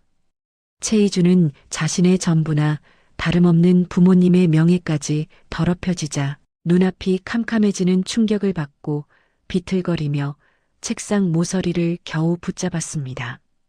심장이 터질 듯이 뛰고 숨이 가빠와서 최희주는 한동안 자리에서 움직이지도 못했습니다. 그때 권도윤이 문을 박차고 들어와 최희주의 떨리는 어깨를 든든하게 감싸 안으며 말했습니다. 희주 씨, 절대 저들의 도발에 흔들리지 마세요. 강태호가 쥐고 있는 저 서류는 제가 확인해 본 결과 20년 전 기록을 교묘히 합성한 가짜입니다. 최희주가 권도윤의 품에 얼굴을 묻은 채 눈물이 고인 갈라진 목소리로 물었습니다. 하지만 도윤 씨, 저 사람들이 우리 부모님 무덤까지 파헤치고 있잖아요. 제가 어떻게 가만히 있을 수 있겠어요? 당장 내려가서 저 인간의 입을 찢어버리고 싶어요. 권도윤이 최희주의 두 손을 꼭 맞잡으며 단호하면서도 다정한 눈빛으로 대답했습니다. 지금 나가면 저들의 함정에 빠지는 겁니다. 제가 블랙홀딩스 법무팀을 동원해서 언론사를 압박하고 저가짜 뉴스를 막아낼 테니 당신은 여기서 마음을 가다듬으세요. 그러나 악의 그림자는 생각보다 훨씬 깊고 넓게 뻗어 있었습니다. 최희주의 도덕성에 의문을 제기하는 자극적인 기사들이 순식간에 쏟아지기 시작했습니다. 그 여파로 HJ 솔루션에 투자하기로 했던 기관 투자자들이 한꺼번에 투자 철회를 통보하며 회사의 자금줄이 급격히 막히는 절체절명의 위기에 빠지게 되었습니다. 심지어 권도윤의 블랙홀딩스마저 최희주를 불법적으로 지원했다는 이유로 금융당국의 갑작스러운 특별조사를 받게 되는 초유의 상황에 봉착하게 되었습니다. 권도윤이 집무실에서 연신 걸려오는 항해 전화를 처리하며 굳은 표정으로 말했습니다. 희주 씨, 지금 배후 세력들이 아주 조직적으로 움직이고 있어요. 단순히 강태호나 신유리만의 힘이 아니에요. 강성건설에 줄을 댔던 정치권 인사들까지 합세했습니다. 그들은 최희주라는 상징을 무너뜨림으로써 자신들의 과거 치부를 덮으려 하고 있었습니다. 설상가상으로 HJ 솔루션의 로비에서는 시어머니 김선영이 머리에 하얀 띠를 두르고 바닥에 대자로 드러누워 통곡하는 쇼를 벌이며 출입하는 직원들을 괴롭히고 있었습니다. 김선영이 경비원들의 바짓가랑이를 붙잡고 늘어지며 주변 사람들에게 들으라는 듯 악을 썼습니다. 이 독한 며느리가 시어미를 길바닥에 내쫓고 남편을 감옥에 보냈습니다. 부모 죽인 돈으로 회사를 세우더니 이제는 제 시어미까지 굶겨 죽이려고 들어요. 건물 밖으로 쫓겨나지 않으려 버티는 김선영의 비명은 로비를 가득 채웠고 그 광경을 스마트폰으로 찍어 올리는 시민들은 최희주를 향해 비난의 화살을 보내기 시작했습니다. 최희주는 CCTV 화면을 통해 로비의 상황을 지켜보며 가슴이 시커멓게 타들어가는 듯한 고통을 느꼈습니다. 김선영의 연기는 갈수록 가관이었고 그녀는 희주의 성공이 마치 자신의 희생 덕분인 양 떠들어댔습니다. 위기는 여기서 끝이 아니었습니다. 권도윤이 강태호와 접촉한 조폭들의 배후를 추적하기 위해 퇴근길에 차를 몰고 나갔을 때 끔찍한 일이 벌어지고 말았습니다. 어둠 속에서 갑자기 나타난 대형 트럭이 권도윤의 차를 고의로 들이받는 사고가 발생했습니다. 병원 응급실로 비명을 지르며 달려간 최희주는 온몸에 붕대를 감고 산소호흡기에 의지한 채 의식을 잃고 누워있는 권도윤을 보고는 그 자리에 주저앉아 통곡했습니다. 최희주가 권도윤의 차가운 손을 자신의 뺨에 갖다 대며 오열하며 외쳤습니다. 도윤 씨, 나 때문에 이렇게 된 거잖아요. 제발 눈 좀 떠봐요. 내가 다 그만두고 당신 곁에만 있을 테니까 제발 무사하기만 해줘요. 응? 권도윤의 맥박을 알리는 기계의 날카로운 소음만이 최희주의 울음소리에 답하고 있었습니다. 구치소 면회실에서 이 모든 비극적인 소식을 전해 들은 신유리는 창살 너머로 희희낙낙하며 승리의 미소를 입가에 가득 띄웠습니다. 신유리가 자신을 돕던 동료 의사에게 거만한 자세로 의자에 기대며 말했습니다. 이제 최희주도 끝났네. 권도윤만 치우면 그 여자는 이빨 빠진 호랑이에 불과해. 내 변호사한테 전해서 보석 신청 서류 당장 접수하라고 해. 내가 나가서 마무리 지을 거니까. 신유리의 눈빛에는 광기서린 탐욕과 최희주를 향한 뿌리 깊은 증오가 이글거리며 타오르고 있었고 그녀는 이미 복귀 후에 누릴 화려한 삶을 꿈꾸고 있었습니다. 자신의 손에 피를 묻히지 않고 상대를 파멸시켰다는 쾌감이 그녀를 더욱 미치게 만들었습니다. 최희주는 며칠 동안 잠 한순간도 자지 못한 채 권도윤의 병실을 지켰습니다. 자신의 복수 때문에 아무 죄 없는 도윤이 다쳤다는 생각에 뼈저린 후회를 하고 또 후회했습니다. 하지만 그때 권도윤의 옷주머니에서 떨어진 작은 녹음기 하나가 최희주의 눈에 들어왔습니다. 그 녹음기 안에는 신유리가 구치소 내에서 브로커를 통해 의료사고 피해자들을 거액으로 매수하고 증거를 인멸하려 했던 생생한 대화 내용이 담겨 있었습니다. 최희주는 녹음기를 움켜쥔 손에 핏대가 설 정도로 힘을 주며 일어섰습니다. 슬픔에 젖어 있던 그녀의 눈동자에는 다시금 서늘한 복수의 불꽃이 피어올랐습니다. 도윤 씨, 당신이 목숨 걸고 지켜낸 이 증거들, 내가 절대 헛되이 쓰지 않을게. 당신을 이렇게 만든 자들, 그리고 우리 부모님을 모욕한 자들에게 진짜 지옥을 보여주겠어. 최희주가 권도윤의 차가운 이마에 가볍게 입을 맞추고는 차가운 표정으로 병실을 나섰습니다. 그녀는 적들이 파놓은 거대한 함정 안으로 스스로 걸어 들어가 그들의 모든 범죄 증거를 단 한 번의 타격으로 박살낼 위험천만한 도박을 결심했습니다. 가장 어두운 밤이 지나야 새벽이 오듯 최희주의 두 번째 복수는 이전보다 훨씬 더 잔혹하고 치밀하게 준비되어 세상 밖으로 터져 나오기만을 기다리고 있었습니다. 신유리와 강태호가 승리의 축배를 들려던 바로 그 순간 최희주의 차가운 반격은 소리 없이 그들의 목덜미를 겨누며 다가가고 있었습니다. 모든 준비를 마친 최희주의 구두 소리가 병원 복도를 날카롭게 울리며 울려 퍼졌습니다. 사건 발생 다음 날 오후 HJ 솔루션 본사 대강당은 전국 각지에서 몰려든 취재진과 피해자 유가족 그리고 분노한 시민들로 인해 발 디딜 틈조차 없이 북새통을 이루고 있었습니다. 강당 내부를 가득 채운 뜨거운 열기와 웅성거리는 소음은 마치 폭발 직전의 화약고처럼 살벌한 긴장감을 뿜어내고 있었고 수십 대의 중계 카메라가 단상을 향해 일제히 총구처럼 겨눠져 있었습니다. 최희주는 며칠 밤을 한숨도 자지 못해 붉게 충혈된 눈과 수척해진 얼굴을 짙은 화장으로 간신히 가린 채 무거운 걸음걸이로 단상한 마이크 앞에 자리를 잡고 앉았습니다. 최희주가 자리에 앉자마자 수백 대의 카메라 플래시가 마치 천둥 번개가 치듯 강렬한 빛을 내뿜으며 눈이 시릴 정도로 최이주의 일거수일투족을 쫓기 시작했습니다.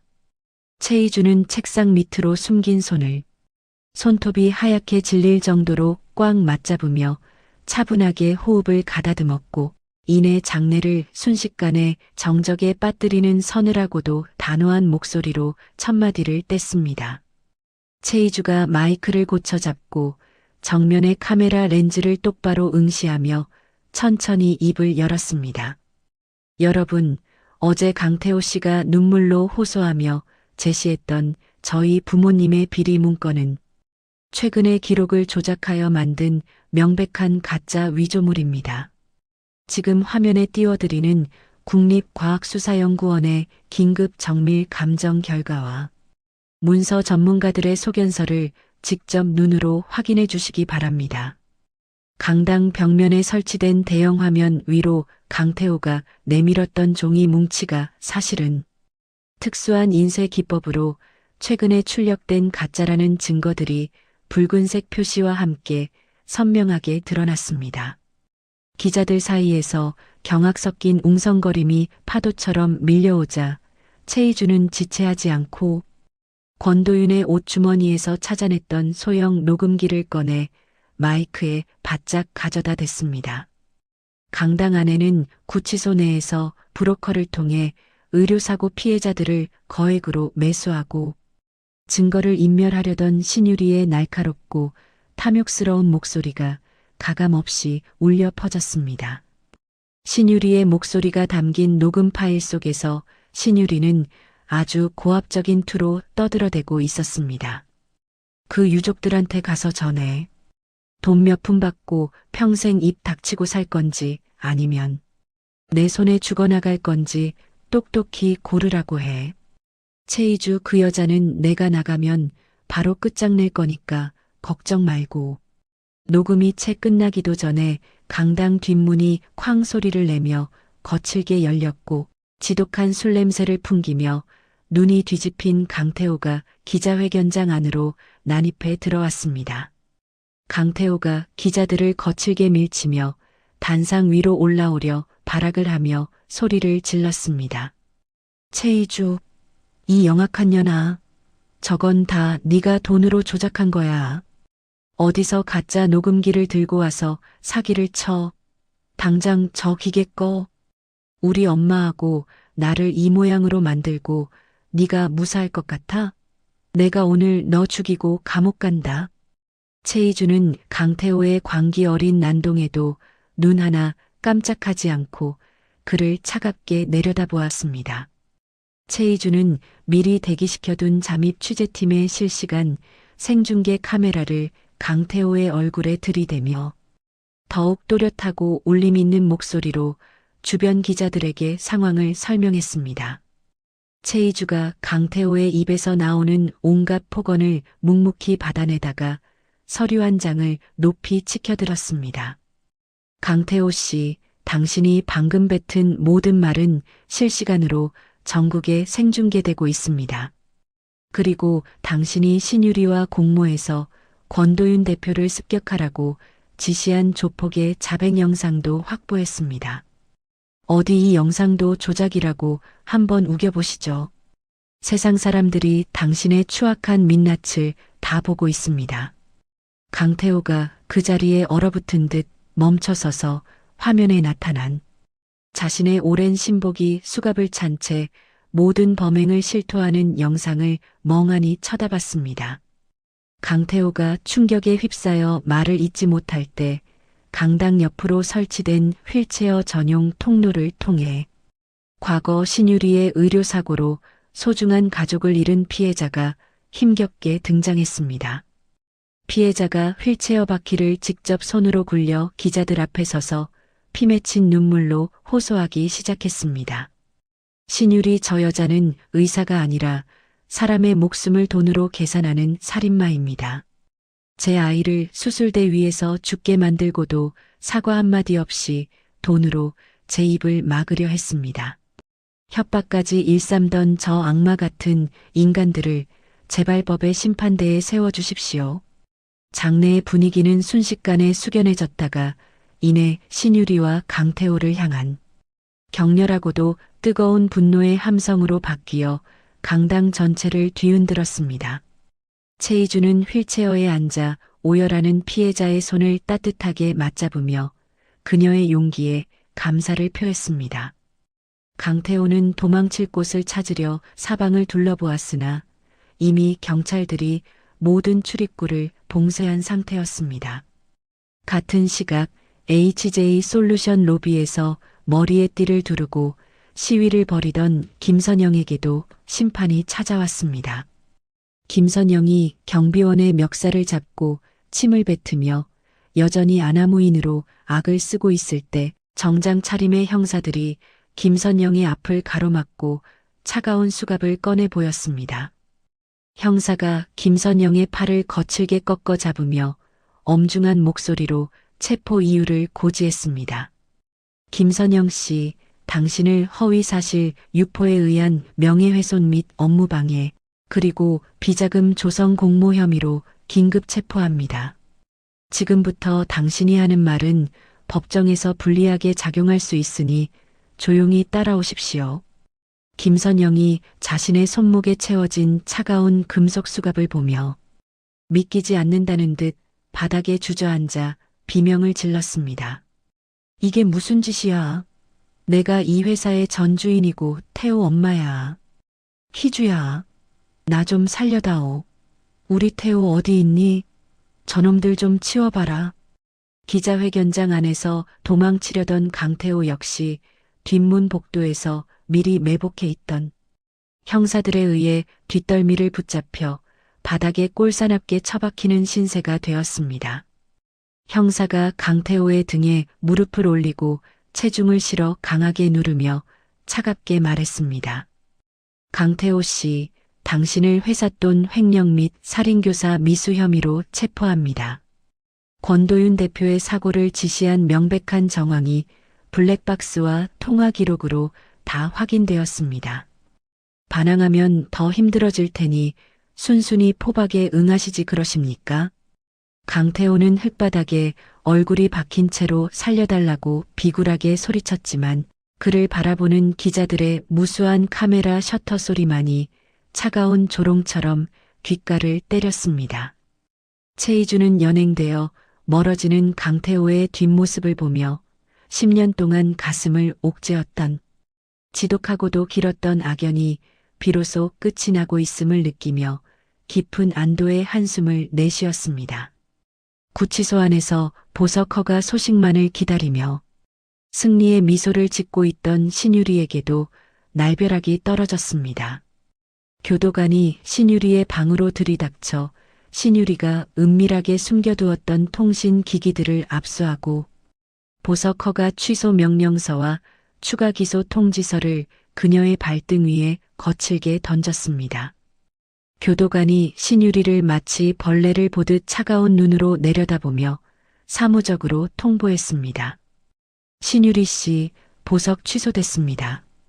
증거인멸 및 교사 혐의로 추가 기소되었으니 당분간 여기서 나갈 생각은 꿈도 꾸지 마십시오. 당신 의사 면허도 완전히 박탈되었습니다.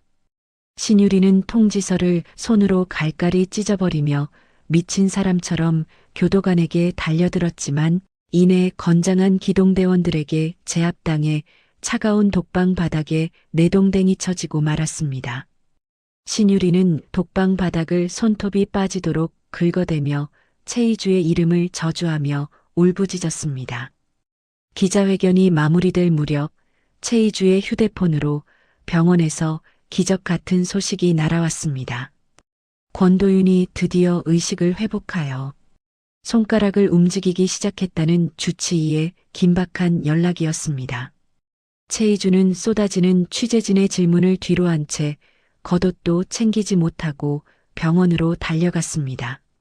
병실 침대에 누워 힘겹게 눈을 뜬 권도윤의 수척해진 얼굴을 마주한 최희주는 그 자리에서 다리에 힘이 풀려 주저앉아 참아왔던 통곡을 터뜨리고 말았습니다.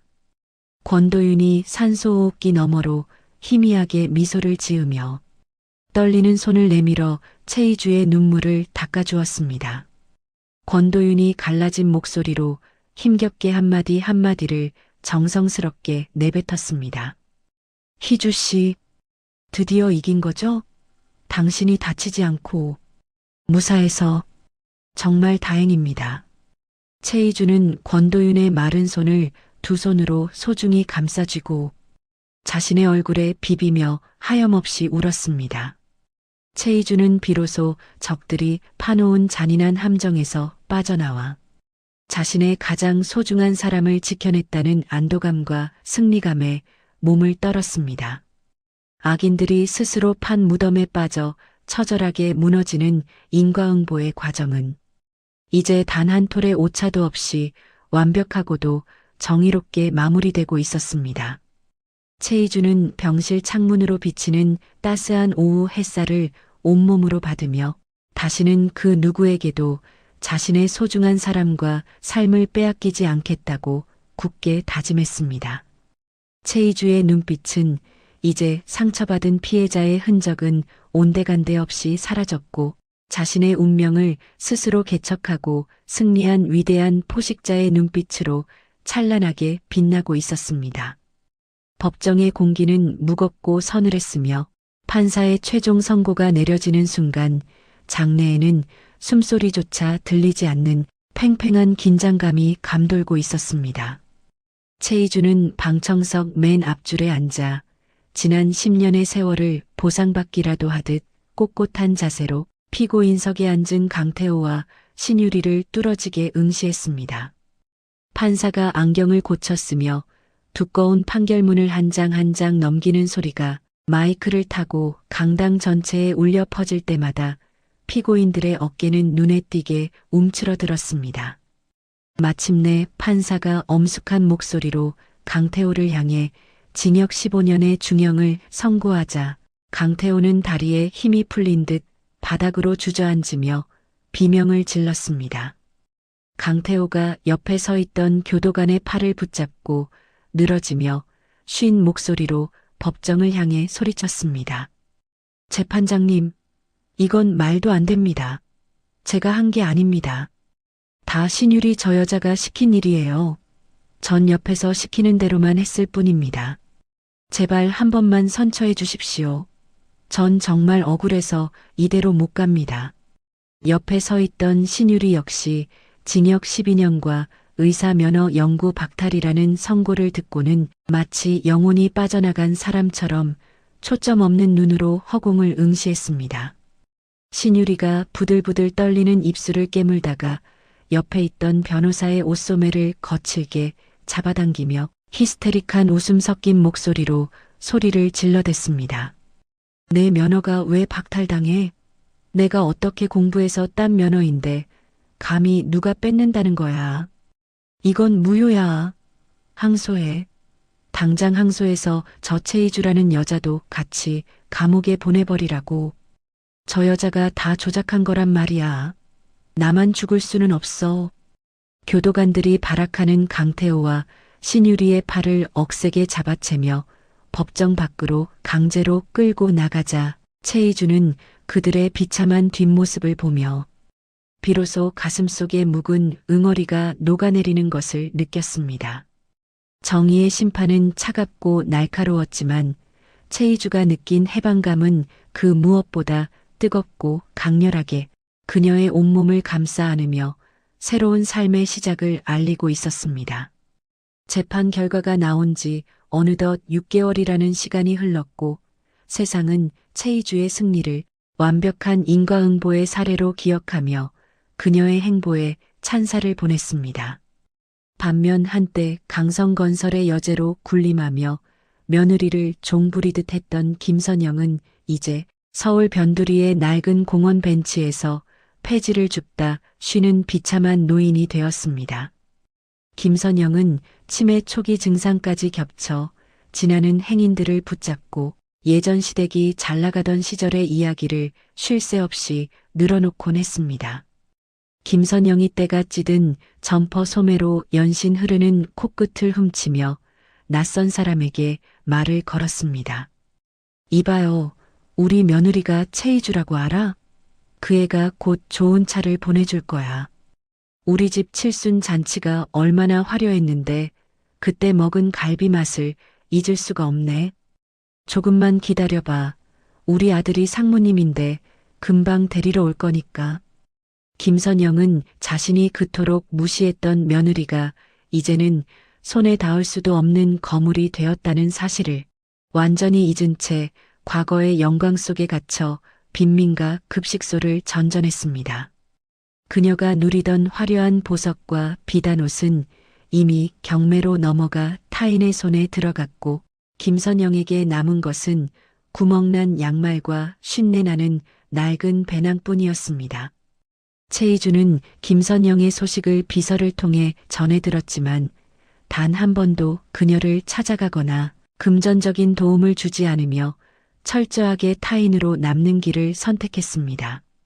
용서라는 이름의 자비는 진심으로 뉘우치지 않는 자들에게는 그저 사치스러운 면죄부일 뿐이라는 사실을 최희주는 지난 고통의 세월 속에서 배웠기 때문입니다. 길가에 버려진 낙엽처럼 초라해진 김선영의 모습은 탐욕의 끝이 얼마나 허망한지를 보여주는 살아있는 증거와도 같았습니다. 강성건설은 최희주의 계획대로 공중분해되어 HJ솔루션의 건설 부문으로 흡수 통합되었습니다. 최희주는 강성건설의 부패한 경영진들을 모조리 쳐내고 현장에서 묵묵히 땀 흘리던 성실한 직원들에게는 더 나은 대우와 비전을 제시했습니다. 새롭게 단장한 HJ솔루션의 대표실에서 최희주가 벽에 걸린 새로운 로고를 확인하며 옆에 서 있던 권도윤에게 맑은 목소리로 말을 건넸습니다. 이제야 회사가 정말 사람 냄새가 나는 곳으로 변한 것 같아요. 강성건설이라는 이름 뒤에 숨겨졌던 추악한 욕심들을 걷어내는 게 참 힘들었지만 보람은 있네요. 권도윤이 서류를 정리하다가 최희주를 따뜻한 눈빛으로 바라보고 부드러운 미소로 대답했습니다. 최희주 대표님이 아니었다면 이 많은 사람이 일자리를 잃고 방황했을 겁니다. 당신은 단순히 개인의 복수를 한 게 아니라 무너진 정의를 다시 세운 영웅이나 다름없어요.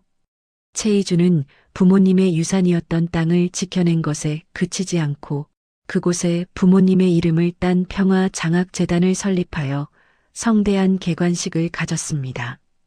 재단 마당에는 최희주가 정성껏 고른 나무들이 심겼고 과거 신유리에게 상처받았던 의료사고 피해자들을 위한 치유센터도 문을 열었습니다. 최희주가 재단 설립 기념사에서 마이크를 잡고 감정이 북받친 목소리로 사람들에게 말했습니다. 이곳은 단순히 돈을 나누는 곳이 아니라 상처받은 사람들이 다시 일어설 힘을 얻는 희망의 터전이 되길 바랍니다. 저 역시 한때는 모든 걸 포기하고 싶었지만 정의가 살아있다는 걸 믿었기에 여기까지 올 수 있었습니다. 권도윤은 최희주의 곁에서 묵묵히 박수를 보내며 그녀가 걸어온 험난했던 길 끝에 피어난 아름다운 결실을 누구보다 진심으로 기뻐해 주었습니다. 재단 행사가 끝난 후 최희주는 권도윤과 함께 부모님의 묘소를 다시 찾았습니다.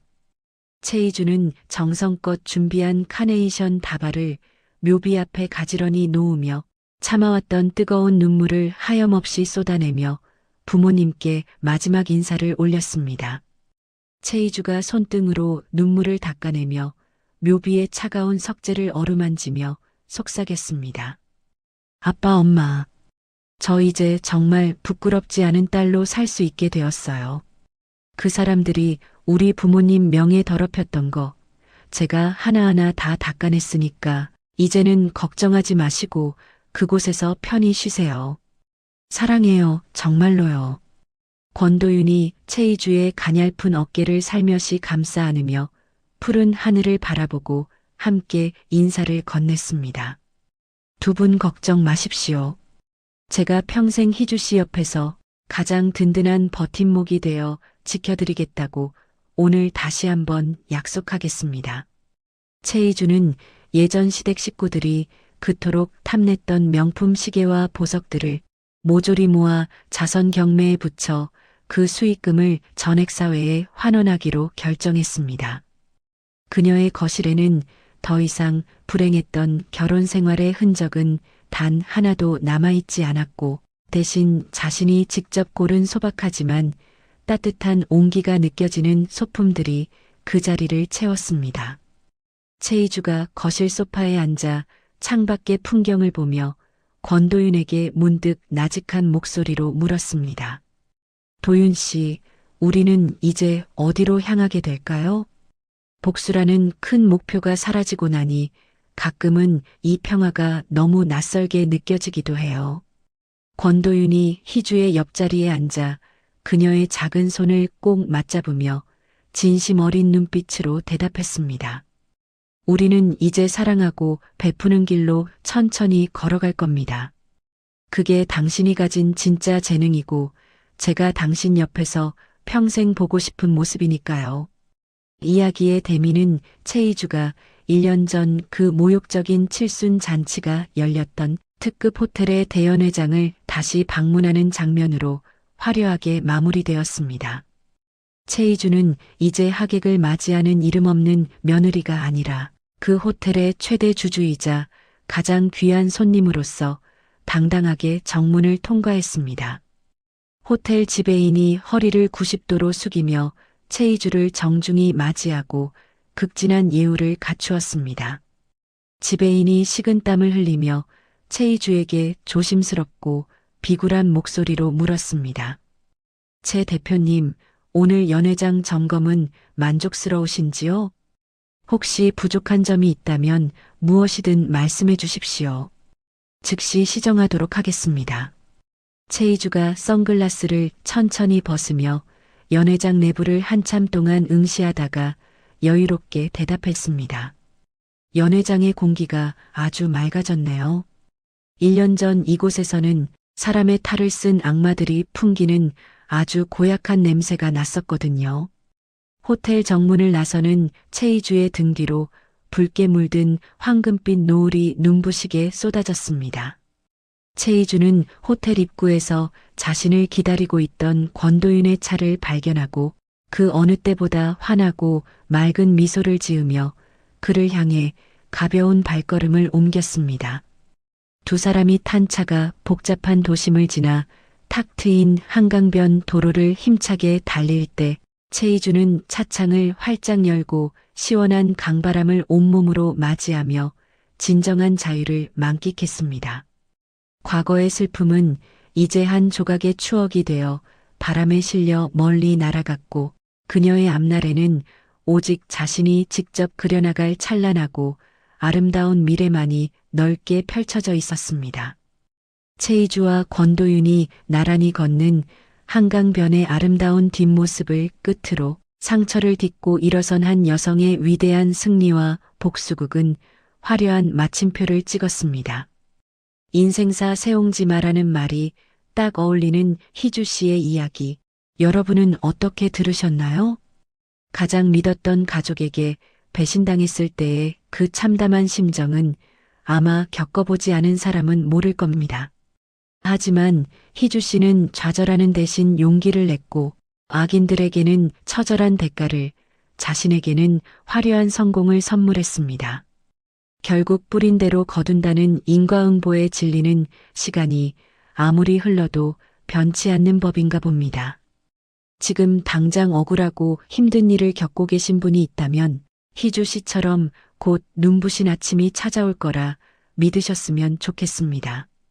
여러분의 삶에도 언제나 정의로운 보상과 따뜻한 행복만이 가득하기를 진심으로 응원하겠습니다.